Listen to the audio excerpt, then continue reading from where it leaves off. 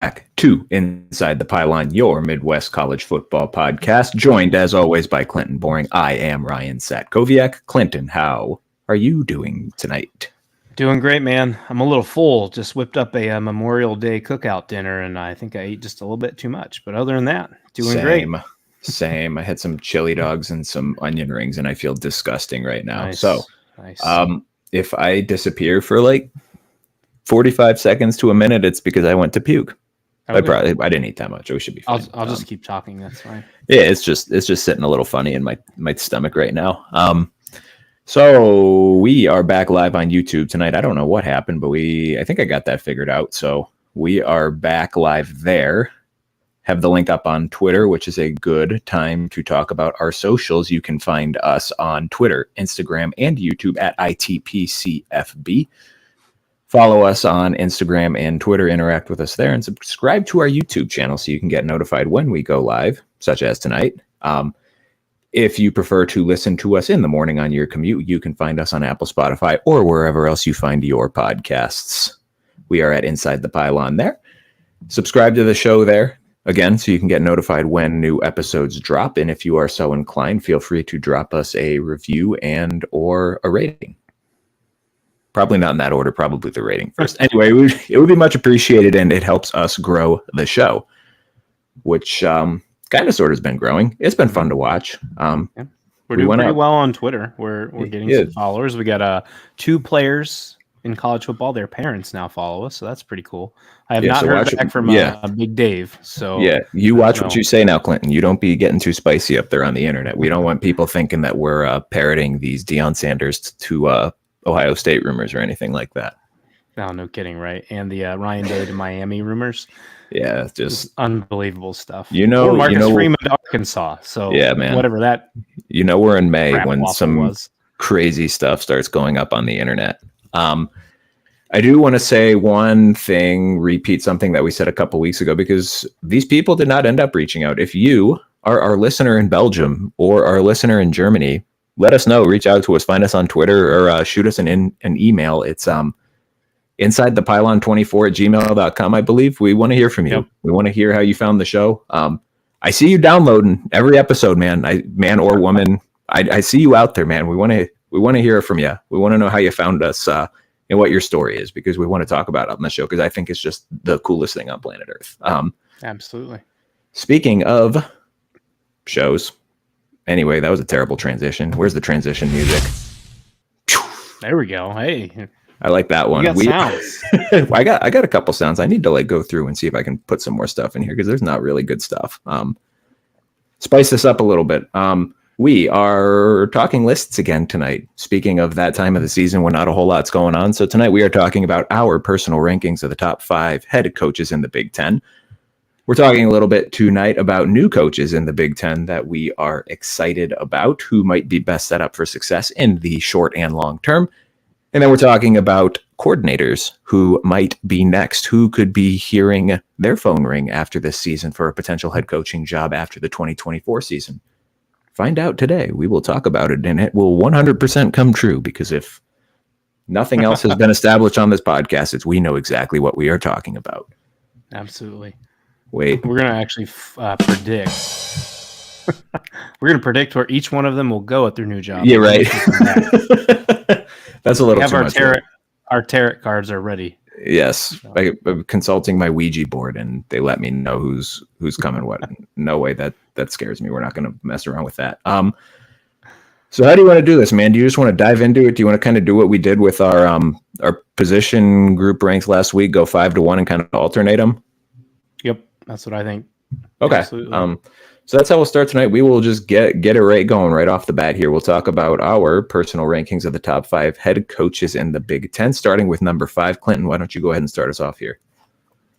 I think I got a pretty fun, spicy one to start here. Number 5 for me, we're going up to Wisconsin, and Luke Fickell. Oh, I like number that. Number 5 head coach in the Big Ten for me. The reason I put him there, he has learned under both Jim Tressel and Urban Meyer. Mm-hmm. He took UC as the only non-Power 5 or Group of 5 team to the playoff.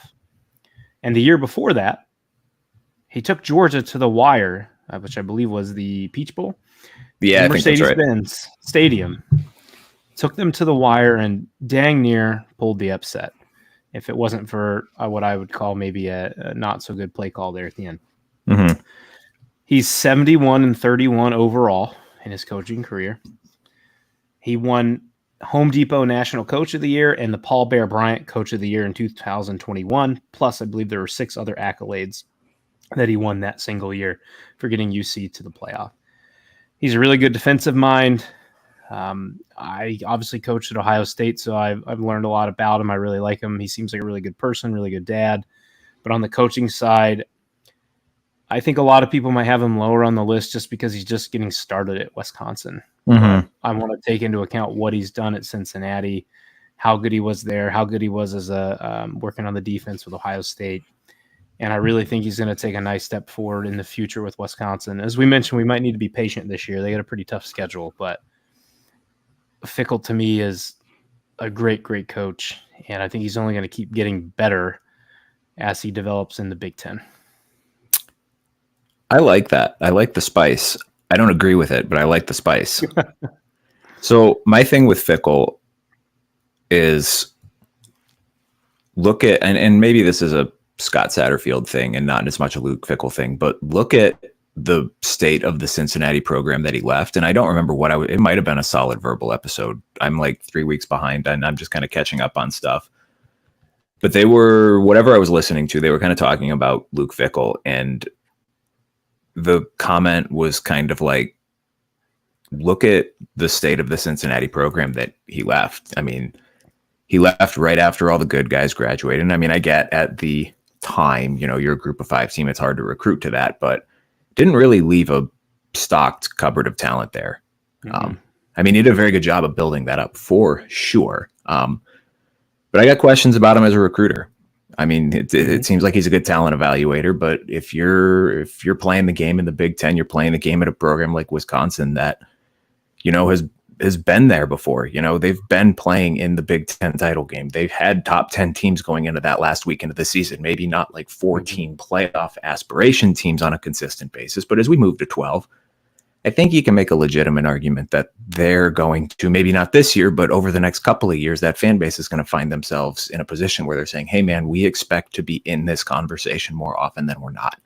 Not necessarily every year, but you got to start putting some playoff appearances, which means you got to become a consistent top 10 team to guarantee yourself a spot there. And I think heading into last year, I think a lot of us thought that I certainly did. I know we did. We did kind of like an over-under game looking at every team's win total last year and trying to project that out. I was bullish on Wisconsin last year, man. I thought that they were going to go out and win the West. So and maybe it was unfair expectations on my part, but by my expectations, they kind of underachieved last year. Well, just that early game in the season against Washington State, that was a huge snafu to start the year. Yes. So I don't consider myself to be out on Luke Fickell at all, but I do have enough questions about how he's going to be from a longevity standpoint, since we don't really know what kind of a recruiter he is at the Power 5 level. And that's all. So my number 5.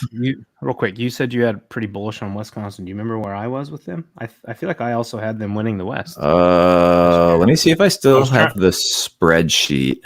I might. I don't know if I do. Did I? Okay, here we go. Big Ten West. That was me. Yeah, you had them first, and you had over whatever their win total was. I don't think I saved them in here.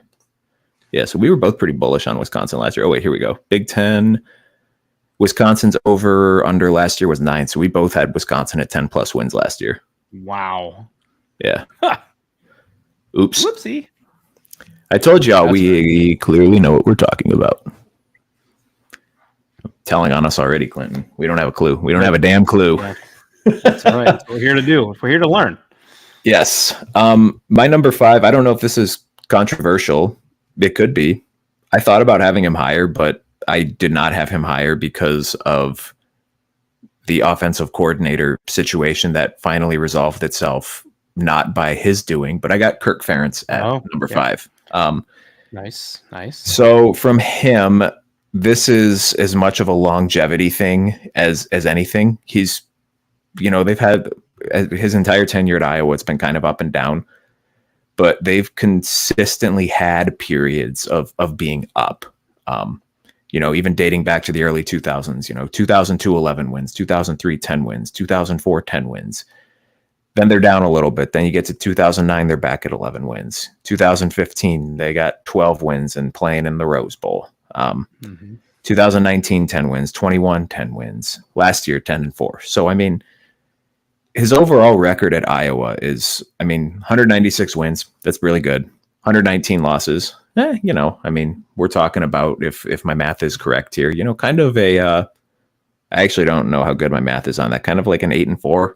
On average, 9-3. Sometimes you're a little better. Sometimes you're a little worse. But the ability to consistently have these up periods. And now we're talking about an Iowa team and we'll touch on this a little bit later in the show with the coordinators. But you have a fantastic defensive coordinator who seems like he's there for the long term. And that's a big piece, man. If you have that consistency on that side of the ball, particularly on the defensive side of the ball, going into a game that, hey, we're going to have a chance because they're going to shut these guys down. I think that's a huge piece. And, we'll kind of, this kind of weird saying about a guy who's been at a place for, 23 years, 22 years, whatever it's been now. But I think we're going to learn a lot about him this year and how he kind of handles the new offensive coordinator. Is it going to be hey, we got Tim Lester coming in and we're going to let him try some new stuff here and I'm going to kind of stay out of his way and take a hands-off approach? Or is it going to be like a Dabo with Garrett Riley and try to force that square peg into the round hole of the Clemson offense? So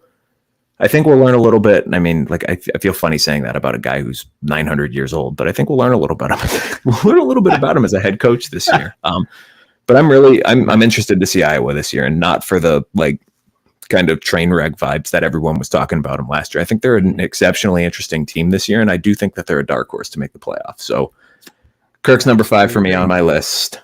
Let's just go, guys. We did include Notre Dame in this discussion. We talked about last time we didn't. We do have Notre Dame possibly within these discussions for OCs, coaches, and all that stuff. Yes. Spoiler alert, I do not have Marcus Freeman in my top 5. Not there yet. Boo. Listen, man, only one of us on here is a homer, so get out of here. You're going to crap when Marcus Freeman's my number 1. Listen, I will audibly gasp. I don't think I have a sound on here that would convey my shock. Let's just go back and forth. More Notre Dame followers. Yeah, right. We got a lot. That's never enough though. They're my people. Let's just go back and forth, man. So not kind of snaking like we did last time, but let's just kind of alternate it back and forth here. What do you got it for? Number 4, Iowa Hawkeyes, Kirk Ferentz. Oh, let's go. Nice. Yeah, absolutely. I contemplated putting him higher. Same. And the reason I say that is people are going to be, it's Iowa. They can't do anything. Well, they've been to 3 Big Ten West title games. Mm-hmm. If they had any offense for 2 of those, they might have beaten Michigan because they've been in the game at least for a half for both of them. I was at one of them, which was miserable as an Ohio State fan to watch, sitting in the midst of all the Michigan fans. And all I heard was F Ryan Day, F Ohio State. Wait, was that? We want Georgia. Was that the 21 game, the first year that they had been? Oh yeah, so they had that had to have been like a cathartic thing for them too, where they're like, "Oh my God, are we ever going to do this again?" It was like knives in my eyeballs. It was miserable. I looked at my buddy and said, "I'll never come here and do this again if Michigan's here," because these fans at this moment in time, people say Ohio State fans are nuts. These people are off the wall, man. We had one guy sitting in front of us dressed just like Jim Harbaugh. I was like, "Could you be?" Damn. I don't want to be mean. They enjoyed it. They won. Anyways, back to Iowa. You guys got a guy named Big Nut who paints himself and wears like 42 necklaces. Come on now. That is right. At least they don't look like Ryan Day. Anyways, he's really consistent. And I put him as he does more with less. The less being how bad the offense has been. And they're consistently, as you said, if you look at his overall record, the 196 to 119, if you send 8-4, 9-3, and then years where he has 10 wins. We were talking a few years ago, we thought Iowa, weren't they like a top 3 team in the country? And they were going to end up, they're going to go undefeated. Yeah, was it? I think it was 21 because they lost. Didn't they lose to Purdue as well, or Michigan? They lost to someone. Yep. We had a college football day up at my buddy Kyle's the day they played Purdue and they got knocked off. That's right. That was kind of where that season tapered off for them a little bit. And we just reiterates how Purdue loves to pull upsets. Yeah, well, Jeff Brom Purdue. Yeah. He is Ferentz is one of 19 coaches that have 10 bowl victories. So he's very consistent there. And then I was going to say here, he has 8 or more wins over the last 9 seasons, excluding COVID because the Big Ten didn't play enough games, but 8 or more wins over the last 9 seasons. Ryan, there are only 4 other programs in the country who have done this. Can you name those 4 teams?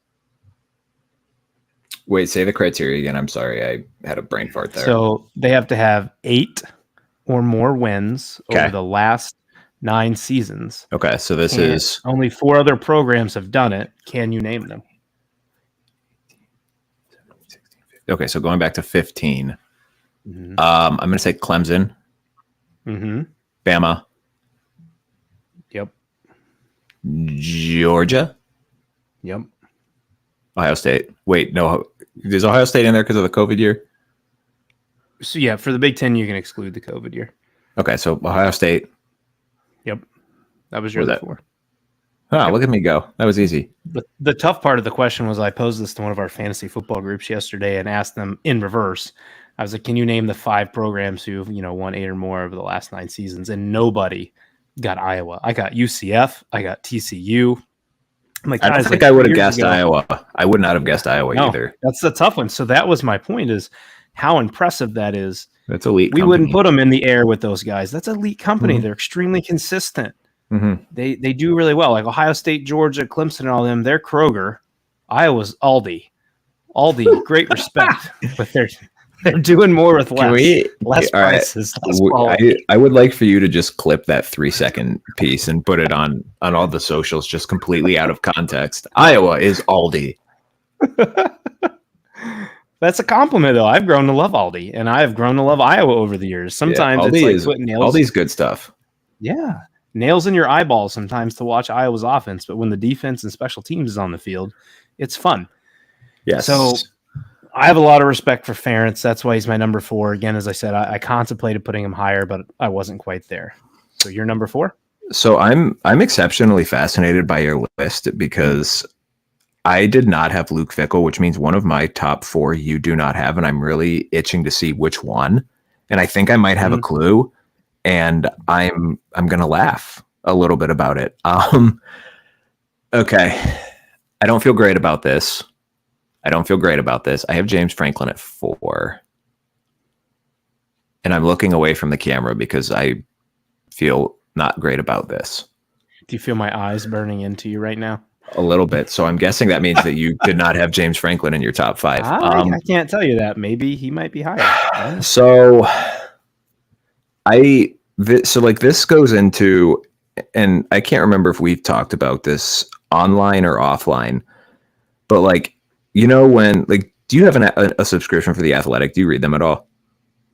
I read the free stuff. Okay. So Bruce Feldman and Stuart Mandel do their I think they probably did it about a month ago. This time every year they'll rank their top 25 coaches in the sport. And for the longest time, James Franklin was in the top 10. And everyone in the comment section would always be like, how do you guys still think this highly of this man? Because he hasn't done anything at Penn State. And I don't know for me if it's just that knowing what he did at Vanderbilt and that he's the only head coach at Vanderbilt in the last, 25, 30, 40 years who's won there. And they got Clark Lee there now. And I don't know Clark Lee, but having watched his defense and watched the way that he schemes at Notre Dame for 3 seasons, he's a really freaking good football coach. And I mean, they were good. I mean, 2 years ago, I can't remember if they went bowl eligibility or not, but I think they were 5-7 and they ended the season by beating Florida and someone else they should not have. And then they just fell off a cliff last year. Yeah. So winning 9 games back-to-back seasons at Vanderbilt, that's no easy feat. Kind of like Kurt Ferentz.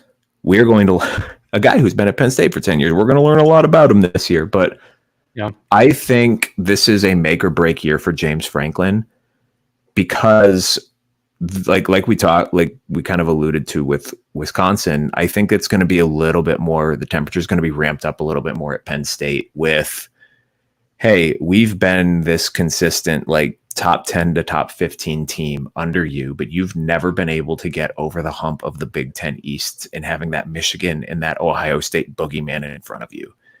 And, you had those couple of years where maybe Michigan wasn't quite as good and you got them. And you had the 1 year where you got Ohio State, but you've never consistently you've never gotten both in the same season, I don't think. No. And the last 3 years with both of them being, top 5 borderline playoff teams. And in, 2 years ago, both playoff teams, like you've gotten skunked by them. Like you've been the third best team in your own division, granted, third best team in your own conference, but you're not even in the conversation for going to the Big Ten title game. And now you don't have to worry about that anymore. You're in a divisionless format. You've had that specter taken away from you. And you have this 12-team playoff now where, hey, if you're in the back half of that top 10, guess what? Even if you're not playing for a conference title, you're going to be that playoff team. So this is a big year for James Franklin and Penn State. I keep teasing the coordinator bit. I'm really excited about the offensive coordinator hire they made. So kind of like that same thing with Kirk Ferentz. What's James Franklin going to do with him? Is he going to let Andel Kotelnicki run his offense, or is he going to try to make him run the Penn State offense again? So I'm maybe kind of going with the long-term recency bias of this guy did a really good job at a really tough place to win, and he hasn't been bad at Penn State. He hasn't been fantastic, but I mean, he has them at a point as a program where we're going into this 12-team era saying this should be a consistent playoff program. I don't think that's insignificant. Even if they haven't gotten over that hump in the 4-team era, the fact that we're still holding them in that light, and even me, like you guys have heard me talk about Penn State on this program before. I don't hate Penn State, but I'm sick of talking about Penn State until they do something. Like the fact that even like me having that kind of mentality, and still I'm sitting here thinking, like, I think that they can be a playoff team this year, and I think that they can make some noise, at least in that first round of the playoff. Like, that should say a little bit of something about the kind of coach the guy is. Is he the best coach in the country? Absolutely not. But he does a good job. I guess we're definitely going to find out this year how good of a job. So, big year for James Franklin and the Nittany Lions this year. Yeah, we've said it time and time again. It's a wait and see. You got to prove it before we totally buy in. But what James Franklin has proven is he is extremely consistent. You're looking at mostly 10 wins every year. You avoid Michigan this year. You get Ohio State at home. Please, Fox, please do not screw this up. No. This has to be an 8 o'clock whiteout game. I need it to be a whiteout game. I hate Fox forever if this is a freaking noon whiteout game because it's not as cool. Don't ruin it. I think it probably says a little bit of something about the state of the Big Ten head coaches that I still think James Franklin the top 5 coach in the conference. I mean, I think he's fine to be there. I do not have him in my top 5. I had him 6th or 7th. That's fair. Arguing with Marcus Freeman. But if we subtract Freeman, then yes, I have him number 6. That's fair. And the reason I have Fickell, like I said, above him was he has the ability. He took a non-Power 5 to the playoff. He's actually been a playoff coach. Yeah. And Ferentz, to me, has done way more with less than James Franklin has. Yeah. Franklin he can't get over the hump, man. Iowa's been to 3 Big Ten West title game or Big Ten title appearances. How many times has Penn State been? Twice. So that's one more. And was one of them Bill O'Brien, or have all of them been Franklin? I think the first one might have been Bill O'Brien. I think maybe you're right. I don't remember. Where he went to the Texans. But anyways, I like Franklin a lot. I think he's a really good coach. So any Penn State fans who tune into this, and I have a few in mind who seem to do listen, I like Franklin a lot. I'm still in the realm of he's got to prove it to me. Get over the hump. You have no excuse this year. You should be in the playoff. And if you don't, I don't know what happens there. That's got to be incredibly frustrating as a Penn State fan base. Sure. I hope that does not happen for them. Yep. Number 3 for me, a newcomer, Dan Lanning, Oregon. Ooh, fascinating. My number 3, I get it, guys. He's not as experienced. What are we going into year 3? Year 3 as head coach. I don't have a whole lot to back in number 3 other than saying this is a personal opinion ranking. Mm-hmm. I like Lanning a lot. I love that he's an excellent recruiter. It certainly helps when Nike's in your back pocket. Yep. I think he is a top level motivator. Like, I'm putting him on damn near the Urban Meyer, Nick Saban motivator level. And you saw what those guys could get out of teams. Yep. Maybe not in their first 2 years. And Lanning's still at the beginning of his head coaching career. He has also worked under Nick Saban and Kirby Smart. This guy has learned from the greatest to ever do it, and may ultimately be Kirby Smart might be top 3 to ever do it by the time he's done. He has a 22-5 record. Oregon, I expected to win the Pac-12 last year. I don't remember if that's what we put in our things, but as the season went, I expected they would at least snag. No, buddy, you don't want me to bring back the Pac-12 receipts. I probably put USC. I think we both had USC. Yeah, thanks, Trojans. I had you had USC and Oregon. I had USC and at least Washington. Oh, so you got Washington. I think I just wasn't quite there with Penix yet, and I really thought, I was like, damn, Lincoln Riley can't miss another playoff or even a Pac-12 championship. Caleb Williams, they weren't even close. Oops. But I think Danning, he's an exciting coach. Dan Lanning is an exciting coach. I like that. Yeah, the Danning, yeah. We'll get that trending. Hashtag Danning. I think he's a great young coach, and I think that's part of the, for the people that do follow us and listen, I might get kickback on is, well, what has he proven yet? He doesn't have the resume that everyone else does. He hasn't been as long of a tenured head coach, but I think he's going to be a special one, and I think he's going to be a great addition for the Big Ten. And he's a hell of a job with Oregon. And when we talked with Ty about this, I think it showed great commitment from him to Oregon when he stayed there, and cut those rumors that he was going to go to Bama. So that is why he is number 3 for me. I'm not going to talk about anything you just did because I don't want to spoil anything, even though that was very much a spoiler alert. My number 3 is Lincoln Riley. This was another one that I kind of struggled with figuring out where to put him. I thought about as going as high as number 1. I thought about going as low as number 5. To his credit, he eventually got there with firing Alex Grinch, probably a year too late, but he got there. I really like the Danton Lynn hire. Again, we're going to talk about this in a minute, but that was a shrewd move for sure. Going out and getting a guy who has proven in your same city that he can run an elite defense. How that translates to the Big Ten and what is going to be a little bit more of a pressure cooker at USC than he had at UCLA. We'll find out this year, but that was something that needed to be done. And to his credit, he had the guts to do it. I think it's indisputable his chops as an offensive mind and a quarterback guru. This has been, it's in the data.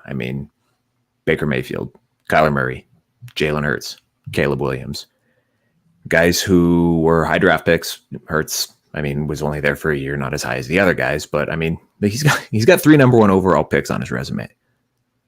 Heisman Trophy winners on his resume. That's incredible. There's not a lot of coaches that can say that. I don't know if there's another coach who can say that who's currently active now that Saban's gone. Because Kirby... Did Saban have 3 number 1 picks? Not quarterbacks. Certainly not quarterbacks. Bryce Young. Was Bryce Young their only number 1 overall quarterback? Maybe. He's got Heisman winners. He's got multiple Heisman winners, though. He's got multiple Heisman winners at different positions for sure. Yep. But 2 at running back, Ingram and Henry. Yep. Pretty impressive. Yep. With Lincoln, though, my trepidation with him and the reason I don't have him any higher is it sounds like the kind of insinuation from the national reporters, the local reporters, the people who would know is USC and before that Oklahoma's issues with defense wasn't as much scheme as it was just kind of the overall mentality of the program. It sounds like they do not tackle at practice because Lincoln wants to protect his offensive players. So when you're never tackling in practice, you get to a game, what's going to happen? Guy runs at you. Well, your form is crap because you haven't been working on it. So that's going to be fascinating to see. I didn't follow them at all in spring. I don't know if that changed, but as we kind of go through camp, that's something I'm going to be looking for in the fall in August is, are they tackling more, or is it kind of the same thing that they have been doing? Because that's kind of one of those things that, hey man, if you got square wheels on your car and your car's not running like you want, you can change the oil, but until you change the square frickin' wheels, you're not going to go anywhere. So change the oil all you want, change the engine all you want, but if you still got those square wheels on the car, you're not changing your problems. So I'm fascinated. Right. I'm fascinated to see how that plays out. And I'm fascinated to see what the shift to the Big Ten, talking about newcomers. This is, it's different football now, man. It's, the Pac-12 was awesome last year. They've had good defenses there, but it's not been a traditionally strong league over the last, and even coming from the Big 12 too. Texas was down for a long time. Oklahoma was really the only monster in that league for the longest time. He had other programs that would step up every now and then and challenge him, but he's never really been in a conference up until this past year where he wasn't the undisputed kind of top team. So heading into the Big Ten, you still got to deal with Oregon. You still got to deal with Washington and what they're going to be. Who knows? But it's still a program that has twice been to the playoff under two different coaches. You got Michigan, you got Ohio State, you got Penn State. You're going to be stuck in some of these sloggy Big Ten West type games with these really good defenses and teams that try to run down your throat. And guess what USC's weakness is on defense? Getting the ball run down their throat. That is not a recipe for success. I'm not good at math, but I can tell you that. I say combo that with the fact that you can't tackle. That is going to make that even worse for you. Mm-hmm. So you're going to live all over you. Right? Because you're playing a team like Wisconsin, who had a tough year last year, but they're strong on the line and they're strong on the running game, and that's something that can exploit this USC defense. So until Lincoln Riley and his team show that they can definitively quash those questions about their defensive toughness, that's always going to, regardless of his offensive accomplishments, which are numerous. And if we were to looking at that in the vacuum, this guy would be one of the best coaches in college football. But that defense is going to be a black mark on his resume until he fixes it. And that's the only thing that's going to change it, is proving that you can fix it. Yeah. A lot of the talk was when he left Oklahoma was he's running to the Pac-12. I don't know. Obviously money. Oh, no. Well, sure. Yeah. Because it was right after the SEC move. Mm-hmm. Yep. But then they laughed as soon as USC goes to the Big Ten. You thought you were quaking to an easier conference, and now you just got put in the 1B. So you didn't get any luckier there. You, if anything, might have to learn to play better defense now. Yep. To face these kind of teams. And you're not playing, it's not like the SEC, you're going to play in nice weather. Nope. You eventually got to fly to the east, and you got to play in snow or cold rain, or you got to go to the Northwestern practice field and play in the wind right off the lake. Yeah, it's gonna be tough, man. It's gonna be hard. You might be more talented, but those are some great equalizers. On a field, we've seen it. Yes, I think when we talk, I don't think they have one of those trips this year. We kind of talked about it a little bit when we talked to USC. I think they avoided it this year. So they still got tough games. It's eventually going to happen. They are in Ann Arbor, but it is quite beautiful in late September in Ann Arbor. Can confirm that. So. Going to be one hell of an environment to be in front of, though. I don't know how many Pac-12 environments can load 115,000 people in a stadium. No, man, it is the largest stadium in the world. So from a seating capacity standpoint. Speaking of Ann Arbor, number 2 for me is Sharon. I'm kidding, Lincoln Riley. Bro, I was about to just throw my mic out the window. I'm like, there's no way that you're about to say this right now. Oh, no, not happening. Oh, my God. I do mention Sharon Moore later in the episode. I will talk about him. But he is not top 5 for me right now. Honestly, not enough experience. He had 2 top 10 wins He has 2 top 10 wins on his head coaching resume already. And say what you want about Harbaugh being present for him. That's more than probably. Yeah, absolutely. More than half of the Big Ten coaches can say right now. So that, you know what, I apologize for my shock there. I just wasn't expecting you to do that. Yeah. No, number 2 is Lincoln Riley. You just kind of reiterated a lot of the things I had, but he's been to the playoff 3 times. He's won 4 Big 12 championships. 3 Heisman winners coached. Another was in the finals with Hurts. And he's had another quarterback he coached got drafted, Spencer Rattler, as much as people want to say with him. Spencer Rattler might have developed to something even better if Caleb Williams wasn't sitting behind him the whole time. That's fair. He was 2018 Big 12 Coach of the Year. He recruits elite level talent. Now, we may say that's more offensively than defensively, but he better fix the defensive side with that. Mm-hmm. And he's 74-18 as a head coach. He is just on I feel like his accomplishments alone warranted him to be number 2 for me. But you're right. I also thought I could potentially put him at 1. I could potentially put him at 5 or not in the top 5 because I don't like what his defense does at Oklahoma or USC. Yep. At some point, you got to change. Joel Klatt, I know you're a big fan of Joel, but I think it was last offseason, he did an episode. He went back and looked at all the defensive numbers for the Oklahoma playoff teams and the first year with USC, and he said it's the same thing. They're not going to make it through because they don't play good enough defense to win at a high level. And look what happened last year. It got even worse. You were 7-5. Yep. With the number 1 pick in the draft. Yep. How is that possible? Mm-hmm. That's asinine that you cannot be in at least the Pac-12 championship. Props to Washington and Oregon for getting there. But so Lincoln, fix your defense, man. If you don't, it's going to be a lot rougher in the Big Ten. And then next year, I mean, if we're sitting here talking 7-5 again and defensive problems, I don't know if I'm going to have him in my top 5 next year when we do this. Oh, boy. Yeah, man. I'm going to drop him. I'm going to plummet him.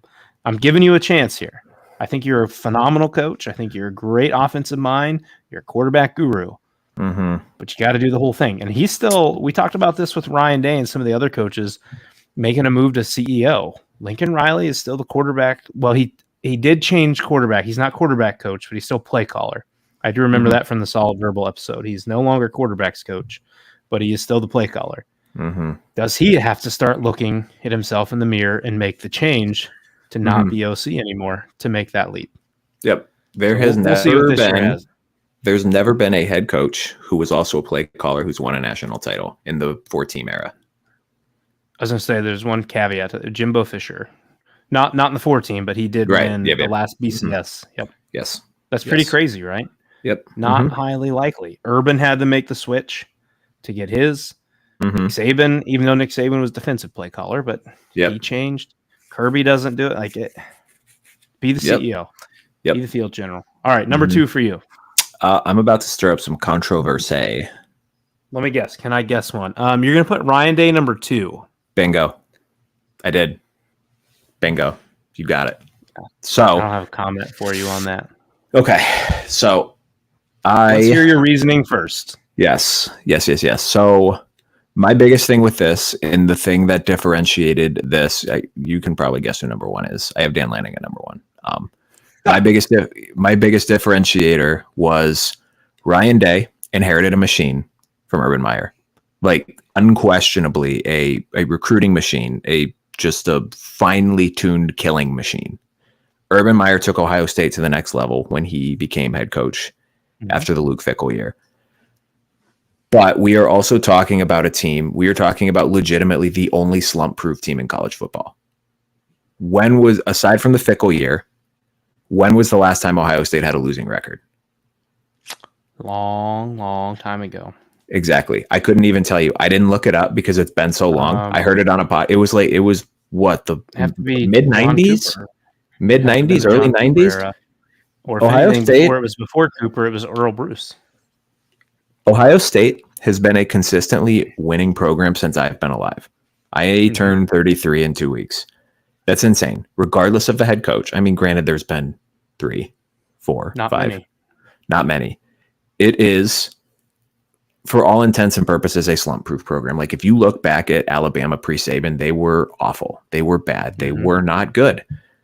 You look at Georgia. Mark Richt was good there, but they kind of had they had the Penn State-itis before Penn State got the Penn State-itis, where they were knocking on the door, could never get over the hump. And then granted, I think Mark Richt had some health issues that I think he was probably dealing with towards the tail end of his tenure there. So we don't know how much that was impacting as well. But again, Georgia, not a slump-proof program either. Clemson, before Dabo, was not a good program whatsoever. Michigan almost fired Jim Harbaugh because they were so bad in 2020. Not a slump-proof program. Notre Dame, 2016, they were 4-8. Almost fired Brian Kelly. Not a slump-proof program. I'm not sitting here saying anyone can coach Ohio State and go 10-2 every year, but I'm not saying that either. No, he's a really good coach. His record speaks for itself. I think the Michigan thing gets, as an outsider, I get it's different me saying this as an outsider compared to people who live and breathe this rivalry. And that's a nice little segue. We'll talk a little bit about the Ohio State-Michigan rivalry next week. More on that later. For my birthday, folks, so tune in. Yes, we're doing Clinton's birthday episode, and we're just talking all about Ohio State. That's my birthday present for him. Don't say I never got anything for you, pal. You're gonna let me cook. I'm just gonna sit back and I'm gonna chill and let Clinton talk for 60 minutes. It's gonna be great. It's gonna be like a nice little. You guys can have a window into what my life was like when I worked next to him for a year and a half. We're gonna go through. Here's what we're gonna do. I'm 32 years old on Monday. We will go through every single season of Ohio State football since I've been alive. 32 years. Oh my gosh. I'm kidding. Could you imagine? There'd be a hell of a lot of good in that episode, though.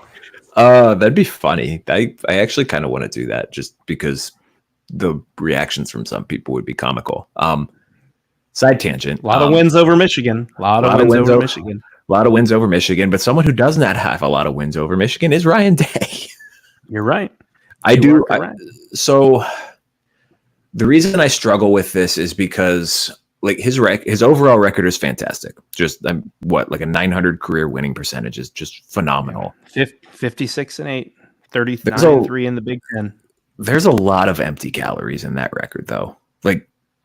We talk a lot about the Big Ten as part of the Power Two, but like if you take out Ohio State, Michigan, and Penn State from the last couple of years, the Big Ten has not been good.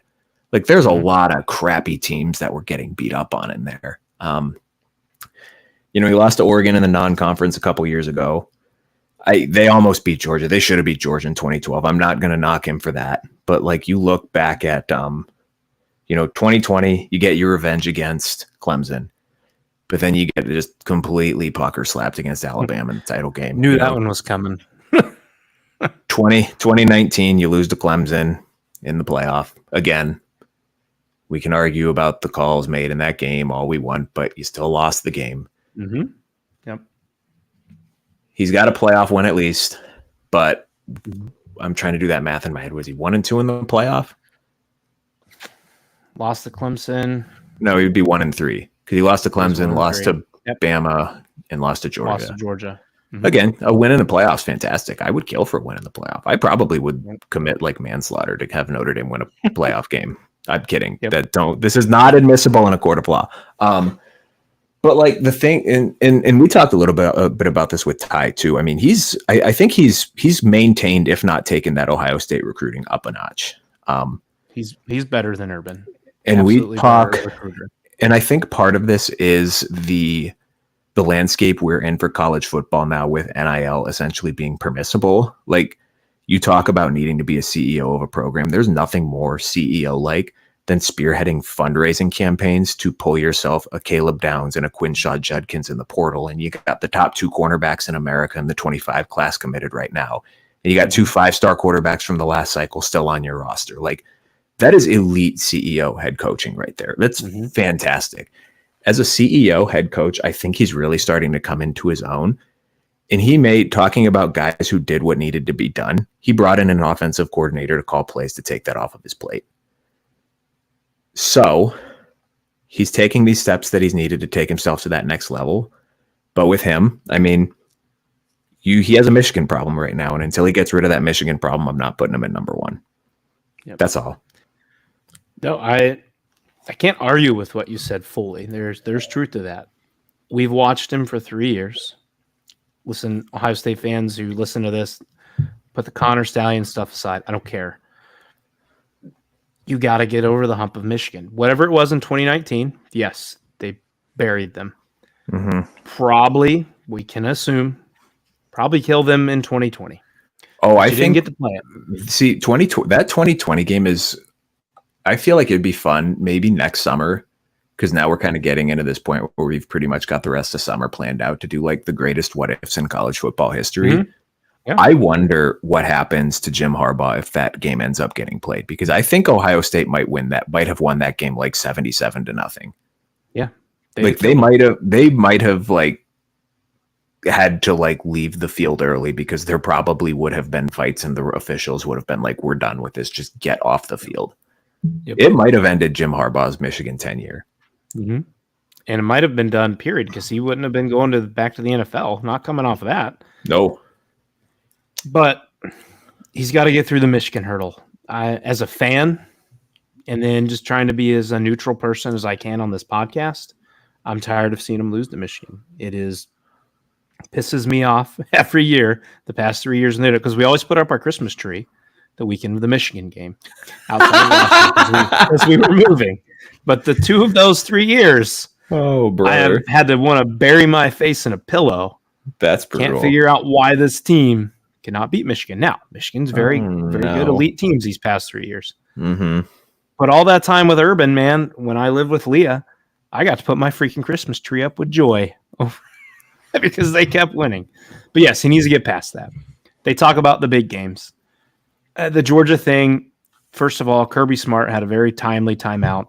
He called it the perfect time. Ohio State probably gets that 4th down conversion, wins the game. Mm-hmm. If Marvin Harrison's head doesn't get knocked off, they probably win that game. Mm-hmm. But it's a bunch of what ifs. You can't live with what ifs and be, I don't know, you can't live on that forever. It can't be your crutch forever. He has 2 Big Ten championships under his belt. Like you said, 3 playoffs, 1 national title appearance. I think pretty much as I love Ohio State, I think every Ohio State fan knew what was coming when they had to play Alabama in 2020. That defense was nowhere near when Tough Borland was trying to cover Devonta Smith. Just going to say that. Like, that was the most pathetic. I don't know what happened there. And there was just nothing Justin Fields could do. That Bama team was elite. They just kicked Ohio State's butt. It happens. We knew it was coming. You lived happily because you got your revenge on the Clemson from the loss the year before. Mm-hmm. They can win big games. But we've certainly seen in the Michigan game, he gets in his own head, man. He gets stiff. When you watched him call plays in that Georgia game, that's the aggressive Ryan Day that I want to see more of, because that's a killer. That's Urban Meyer and Nick Saban level. Like, I'm going to step on your throat and kill you. You know what the difference is? Those 2 guys never turn that off. Ryan Day has to keep that permanently. I think stepping into the CEO role this year is really going to help that. He can trust that Chip Kelly has similar interest on what he's going to call for plays. Now, Ryan Day is still going to step in, and when he wants a specific play ran, they're going to run it. But he can open up his eyes to maybe coming up with a play that's a little better than some of these throws into the boundary that we see all the time about stretching the defense. Well, we're also losing 5 yards when we do that. Anyways, that's for another day. Ryan Day, to me, you already brought, he recruits elite classes. I think it's better than Urban. As good as Urban was, I think it's better. He's 56-8 in his first 5 seasons, and he's 39-3 in the Big Ten. That's great. Ryan Day is my number 1. It was an easy call for me to put him at number 1. I think what's hard is he's in Columbus, man, and it's a dog-eat-dog world in this city. And the amount of fans that are so ready to kick this man to the curb because they've lost 3 straight to Michigan, or because they lost the semifinal game to Georgia that they should have won. Like, most people were picking Ohio State to lose by double digits in that game. Mm-hmm. And they came out and damn near beat the national champs. Calm down, some guys. The grass is not always greener on the other side of the fence, man. You're right, Ryan. Ohio State might be somewhat foolproof to an extent, but one wrong hire, you could certainly see what could happen. You're not winning 11, 12 games anymore. You might go 5, 6, 7, 8 years, maybe 10 wins, but now you're Penn State. Really consistent, but you're not getting anywhere. But Ryan Day is number 1 to me. It was a pretty easy call, and that was trying to be as not homerish as I could. I think he does a great job. I think Columbus fans just need to chill. And don't let Michigan fans eat at you so much when they pick at you all the time and call them Crying Day and born on third base and all that stuff. Like, we have a great coach here. Enjoy it, because this guy is committed to the city. Enjoy what you have. Ryan, why do you have Dan Lanning number 1? So I feel like this is kind of hypocritical of me, because I've done my past rankings based on like actual track record, and now I'm basing this on projection. But if I'm thinking of a guy that I would want to run my program over the next 10 years, of the list of coaches we have available, it would be Dan Lanning. And we can kind of couple that in with what he has done so far at Oregon. Because like if you look at like if we'll compare him to Marcus Freeman for the sake of they both got hired in the same class, and both took over relatively similar situations, right? I mean, Notre Dame was in a good spot when Freeman got hired, regardless of, I think I'm not going to go into that side tangent because I can talk about it for half an hour, but Lanning took over a pretty good Oregon team too. Not elite by any stretch of the imagination, but he took over. Mario Cristobal was a really good recruiter. For the knocks that he gets as an on-field coach, he could recruit his ass off for sure. However, if we're looking and comparing the two, Marcus Freeman has stepped on his toes against some pretty crappy teams. Not as well. I mean, Louisville wasn't crappy last year. Clemson loss still irks me to this day. But I mean, Marshall in his second game. Then you look like you're starting to turn the corner and you lose to a god-awful Stanford team. Dan Lanning's missteps have been because he's really aggressive in trying to win. And that's something that I appreciate and I want in a head coach. Is I want a guy who's not afraid to make ballsy calls, even if it kind of blows up in his face. And I'm thinking back to those 4th down calls against that Washington game that people after were like, what are you doing? It costs you the game. I'm like, okay, yeah, but if the call works out, he's a genius.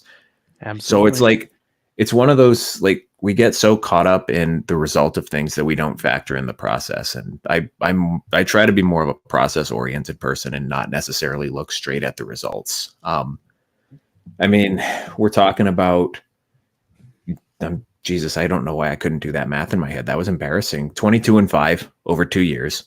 I think he's the perfect coach for this program. And the way that he responded to the Alabama rumors this offseason just kind of resonates with that for me. Because when we're looking at this program, I mean, let's go back to, let's just talk about the whole 21st century here. So you have a really good coach in Mike Bellotti, and he's bringing you up. He starts building this program. And then would he retire, I think? Chip Kelly steps in, has an incredible 4-year run, and then he goes to the NFL. Okay, well, let's try to keep this going. You know, you got Mark Helfrich, and his first 2 years are pretty good. Then they kind of start to taper off in 2015, and then they kind of bottom out in 2016. So you replace him with Willie Taggart, who comes in, has an okay year, and then he bolts for Florida State, his dream job, I believe he called it at the time. Okay, so you take a chance then on Mario Cristobal, who, you know, good position coach, fantastic recruiter. Let's bring him in. Good first year, fantastic second year. Little funky COVID year in 2020, and then 10-4 his last year. Goes back to Miami. You bring in a guy in Dan Lanning who had previous ties to Alabama as an assistant. Arguably the most desirable job to come open in the last, I don't know how many years. Yeah, like, I mean, aside from when Ohio State fired Tressel, and then decided they weren't going to retain Fickle, like, has there been maybe Georgia after they fired Mark Richt, you could argue. I mean, this was arguably the most coveted head coaching vacancy of this era of college football. And I don't know, I think there's some kind of discrepancies on whether or not he was offered or approached, but I mean, feel safe in saying that if he wanted the job, he would have had the job. So you got to feel good as an Oregon fan that after 2 straight coaches leave you because they wanted to go somewhere else, middling ACC programs, mind you, to have your guy who's had exceptional success his first 2 years as a head coach look at a program like Alabama and say, no, thanks, I'm good here. That's got to be cathartic for sure. So having that guy who's already shown that he's had success and he's demonstrated now to you through both his actions and his words that he wants to be where he's at. And he says, I have everything that I need here to win a national title.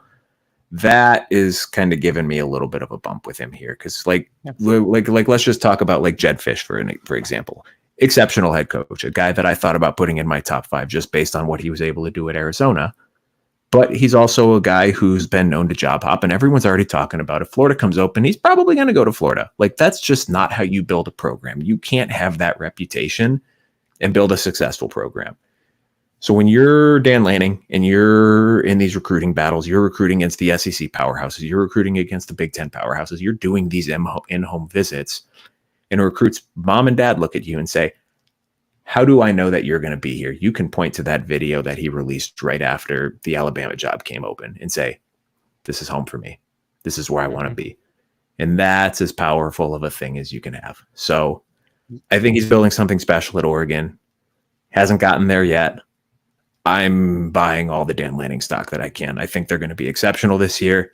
If they don't win the Big Ten title this year, I think they're at least going to be in the title game, and that's going to come with a playoff appearance. So bullish on the Ducks this year. I think they're in for a big year. I think anything outside of Big Ten title appearance and playoff appearance for both Ohio State and Oregon, would be 100%. Tremendously disappointing season. 100%. They both should be about the most lockiest lock you can have in college football this year, just based on schedule.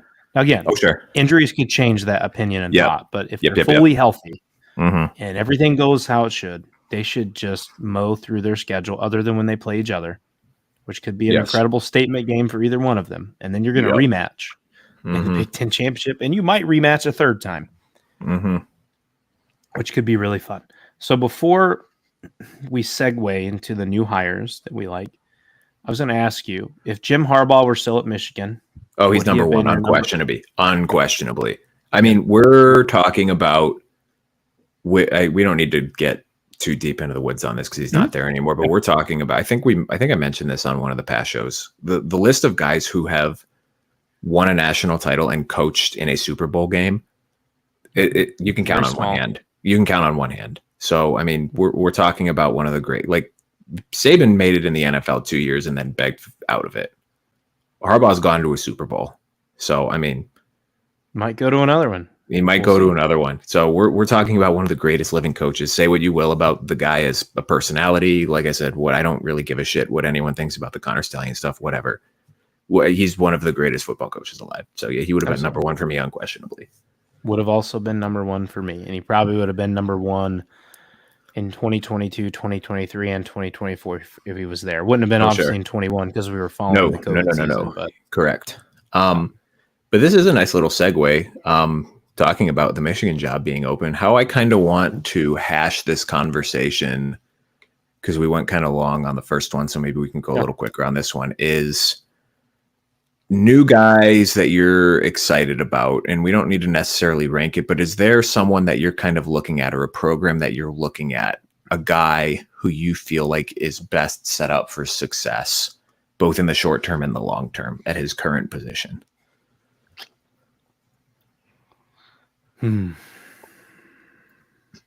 I really like Jonathan Smith at Michigan State. Damn, you stole my answer, you son of a bitch. Well, I thought we were going to jump in by just saying a new hire that we like, and we were going to say right to Sharon Moore, and then you put the caveats of most likely to succeed. Sharon Moore might become an elite coach. I don't know. But we don't know what sits on the outside here with the Michigan program, and until we find out what that is, this guy could just be the person that takes the fall, which is unfortunately. But coach that I think is really set up for success is Jonathan Smith at Michigan State. He's got a nice proven track record with Oregon State. He's got Aiden Childs there. The expectation for Michigan State to me is, I don't know, we should make the playoff every few years, every 5 years maybe. Oh, yeah, sure.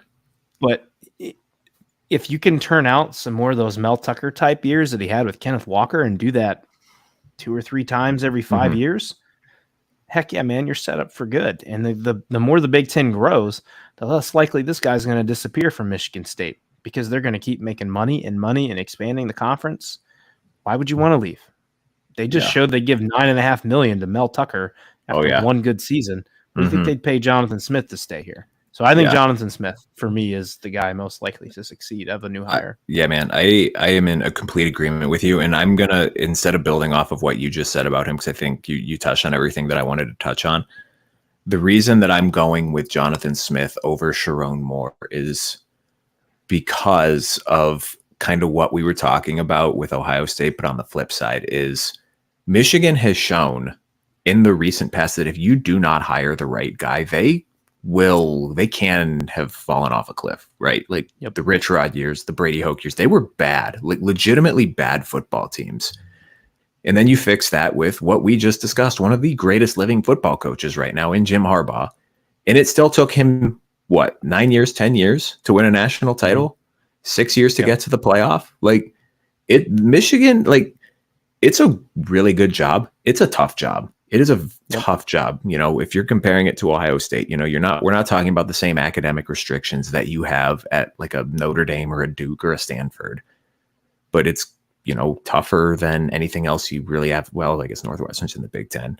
It's tougher than all the other football blue bloods that you have to deal with in the Big Ten. You're not just able to easily admit every single transfer that comes in. And I think that was a thing that they had with their basketball team. Cause I think they had, what's his face from Arizona, Caleb Love, and they had one other guy come in. And I don't think they got it. They couldn't clear admission. So, I mean, it's a program that maybe not the football program, but they've had issues getting transfers. And if you listen to Michigan fans, they have no NIL program to speak of, which that's not great.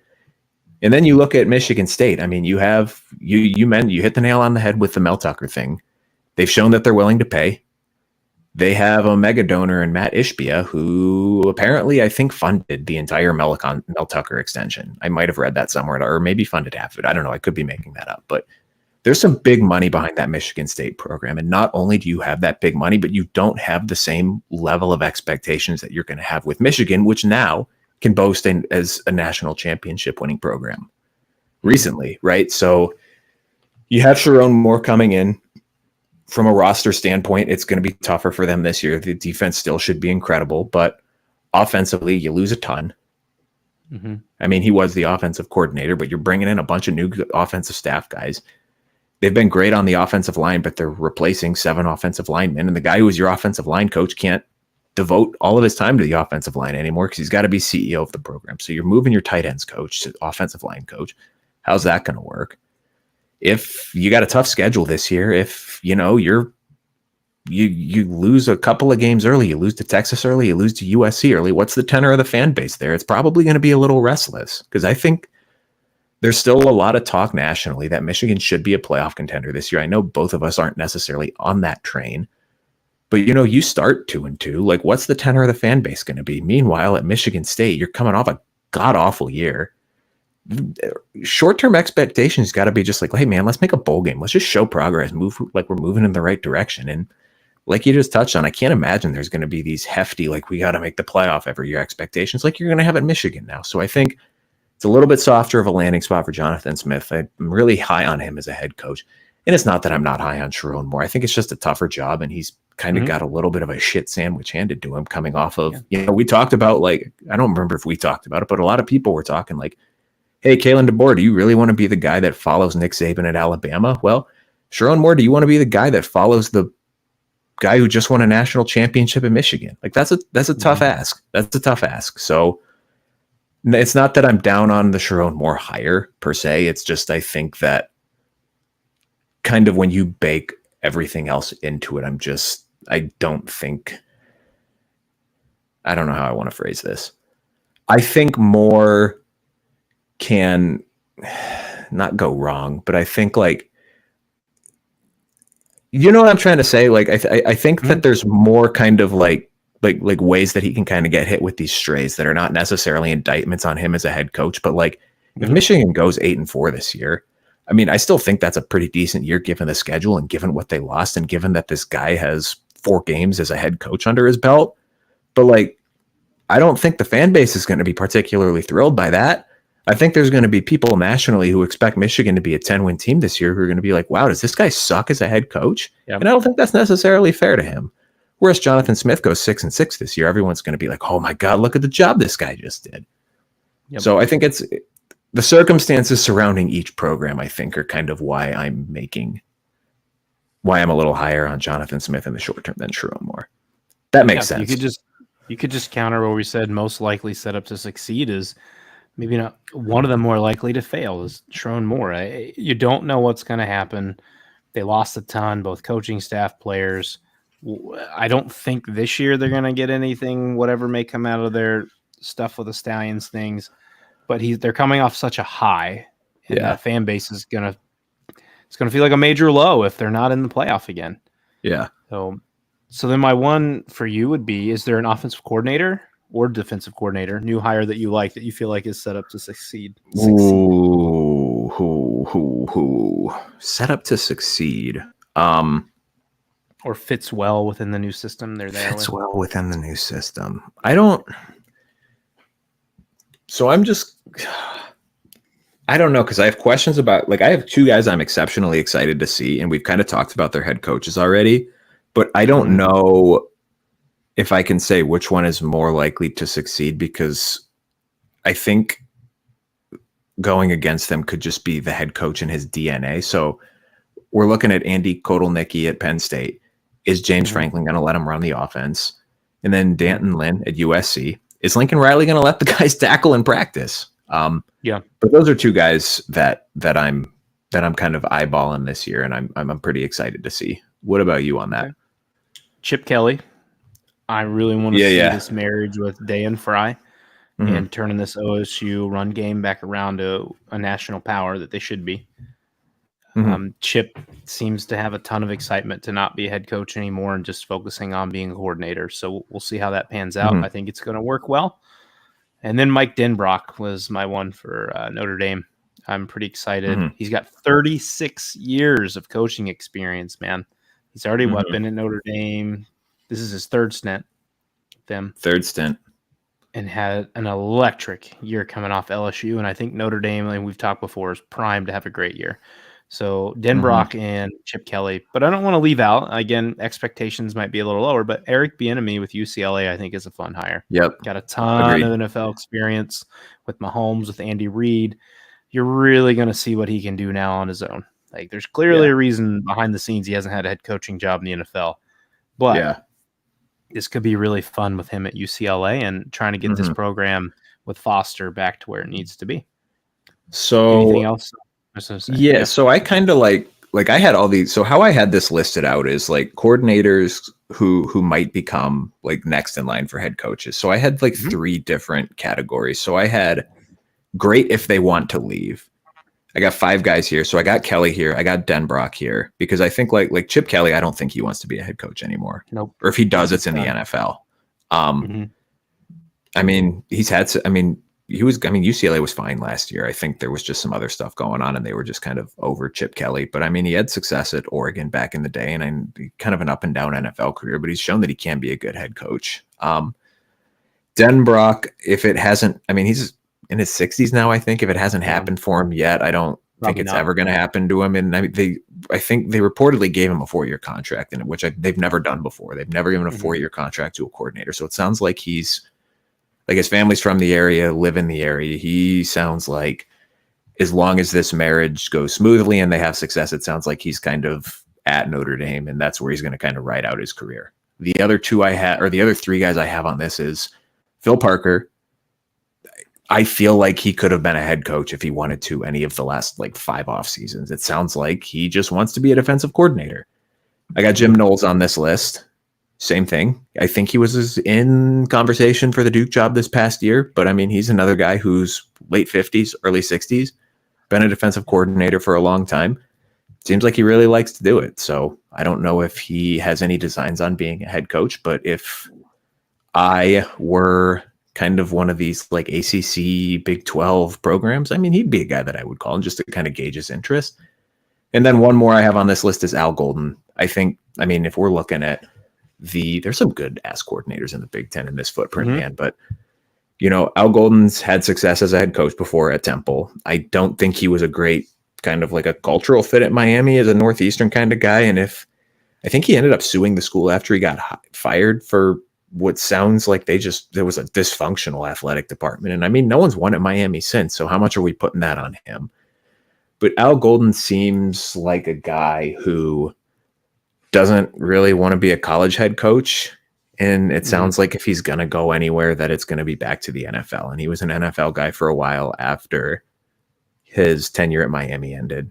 helped the Bengals get to the Super Bowl as a linebackers coach. So that's kind of always been my concern with him is, does he want to go back to the NFL to be a DC? But sounds like he loves Notre Dame. He just got a new contract extension. I don't remember if it's this fall or next fall, but it sounds like his son is going to Notre Dame too, just to be a student. So maybe that's something that keeps him there long term. I got 3 guys in the risers list. So these are guys that have been coordinators or a little bit younger who I could see getting some love for Power 5 head coaching jobs. It may be as soon as this offseason, depending on how things go. And I have both Lynn and Kotelnicki on here. Also threw Joe Rossi on here, the new defensive coordinator at Michigan State. It's a 2-time Broyles Award nominee. And, it was a little bit of a difficult year this past year for Minnesota. But the year before in 2022, they were 8th in total defense and 4th in scoring defense. So it's got a good defensive pedigree. And then the last category I had here, I had wild cards, guys that I think could be interesting, but I'm not really sure what to expect. And Bieniemy was the first one I had on this list for the reasons you mentioned. I also threw Tim Lester on this. He's a guy with head coaching experience. And if Iowa's offense takes a dramatic step forward this year, is someone going to want to give him another look? It wouldn't surprise me. And one more guy I threw on here was Steve Belichick, defensive coordinator for Washington. He's got the last name. It speaks for itself. But now that he's kind of stepping out of his father's shadow, not with New England anymore, he's got a chance to make a name for himself. And if Washington has a really good year defensively, especially given what they lost, is someone going to come calling his name here too? So that's kind of how I broke those down. And I wanted to throw a couple of those names out there too. So what's fun here is we had quite a bit of a difference in people here. The one similar we had was Al Golden. And the only note I had with Al Golden, if he stays at the college level, is it Penn State if Franklin's fired because he's a Penn State grad? Yeah. So he has ties to the program. And that's what that potentially could be one there. That's like the Notre Dame message board fear is, well, what if Penn State fires Al Golden, if they fire James Franklin? My counter to that has always been, I feel like Penn State's probably a little too high up to want to hire a Power 5 coordinator who's not an up and coming guy. Yeah, that's fair. Maybe his ties to the program, maybe that changes that, but that would be my thought, is they would want a sitting head coach. Yep. I had Andy Kotelnicki on here. He's been an OC since 2006. So he's worked his way up pretty much at each level. Does he want to bite off at the next level? And if, a solid level Big Ten job comes open, does he make that? Does David Braun, I know he's already a head coach, does he move to a bigger job if Northwestern continues to have the success they've had? I think that's a potential. A fun one I had on here, again, 2 other current head coaches, but guys that could move up. Curt Cignetti, we talked about him in the IU preview. Yep. I know he's the head coach, but he's an up-and-coming coach. If IU's consistently good for a few years, we're going to probably be looking at his name for an even bigger job. And then Jason Candle, we talked about him. Is he going to have to jump to an OC level at a Power 5 program? Can he get a job as a head coach? But he's a really good and consistent coach. Can he get to the next level? Some fun ones, though, that I had that are younger. Brian Hartline at Ohio State. He is listed as co-OC, no matter how much we want to believe that if he's actually offensive coordinating or not. He is a hot name because of the way he recruits. Who wouldn't want, at least if he gets moved to a full offensive coordinator somewhere else, to come bring you some of the top wide receivers in the country, or to have that ability? So he's only 37 years old, so he's super young. My other young guy is even younger. Will Stein, the offensive coordinator for Oregon.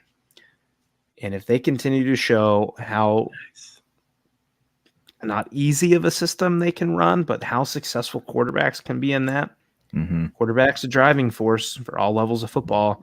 Somebody's going to come calling to try to pry him away and move him to head coach. Marcus Satterfield was also on here for me, the offensive coordinator for Nebraska. He's also the tight ends coach. He's a former head coach at Tennessee Tech, so he's had the head coaching experience, just something smaller. If they're really successful, can Matt Rule? I mean, he's already one of the highest paid OCs, so he might just stay based on that. Kirk Soraka at Rutgers. If they continue to be pretty consistent, can they move their offense to the next level that then intrigues people for an offensive mind for him. He's also on one of the highest paid OC lists, by the way, too. Amazing that Nebraska and Rutgers hold. I think it's a top 10 list of highest paid offensive coordinators. Pretty crazy, right? That's pretty crazy. That's Big Ten money. Big Ten money's no joke. Absolutely. And the last name I had, well, I had two more, was Al Washington from Notre Dame. Fascinating. Potentially, maybe if he makes a move to like a MAC job. I know I don't know what they're paying him, but if he really wants the head coaching experience, or does he try to make a move to like full-time DC? Yep. That could also be in play for him before he'd make a jump. I don't know how old he is. Is he 40s? Early 40s, mid 40s, I think. I don't remember when he played. And my last big name, kind of what you said, names to watch. Mm-hmm. And he was also in one of the hires that I liked, is James Laurinaitis. Oh, I like that too. Now, he is now full-time linebackers coach. He was a GA last year for Ohio State and GA for Notre Dame. He's a very popular name in coaching circles, though. Mm-hmm. People love his playing experience. They love the juice that he brings. Ohio State, I feel like better make sure he stays there, at least at the college level. He is a great recruiter and does well with the players. So that's a name to watch, I would say, obviously, for DC in the future before he would make any jump to a head coach.